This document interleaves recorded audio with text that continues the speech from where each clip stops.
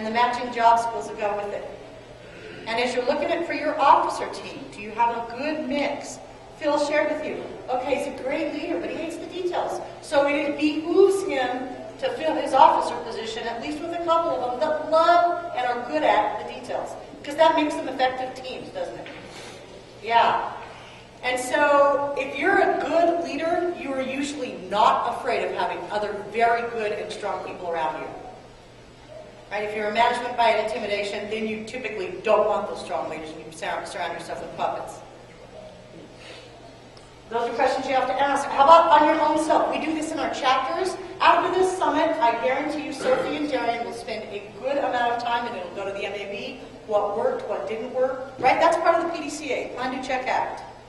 Are you doing that on your own personal self? For those of you who speak at local chapter events, at national conference events, Cinda would tell you, every HDI national conference, they will mail you a CD of your presentation. Do you take a listen to it and see what you could have done better? Did some things not go over so well? How are you constantly improving? When you run a meeting or prepare a funding proposal, why didn't you get the vote of the other 3 people at the board member table? Is there something you could have said different? Could you have lined up support more? When you didn't get the job, you really wanted this job and you didn't get it. Do you do some homework to find out why, so you can perhaps shore that up for the next time? This whole continuous improvement is effective to do on your own person. And I'm gonna skip through it. I don't know where are we time? Are we about 5 minutes? We're not going to go heavy into this because there's plenty of sessions that do, but just suffice it to say, metrics are important. Metrics are important for leading your chapter. Craig mentioned Eddie Vidal. Please raise your hand. When you see what he's got going on in the Miami chapter, it is impressive what the metrics he runs on the chapter, that their group of officers, that they govern the chapter, and that Craig mentioned, we're building for all the chapters. It's very impressive. And it only takes but a glance notice to know exactly what worked and what didn't work, what's effective and what isn't.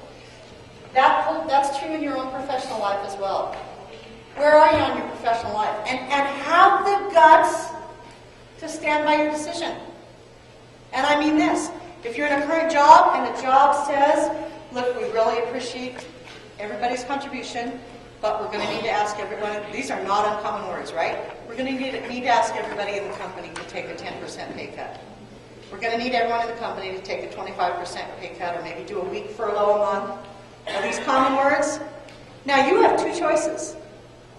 Okay, I get it, I'm in it for the team. Or, and that's okay, that is an okay position. But if you have set with those leadership, you're going to be in these positions, or you want to be earning this much money, X dollars in the next 5 years,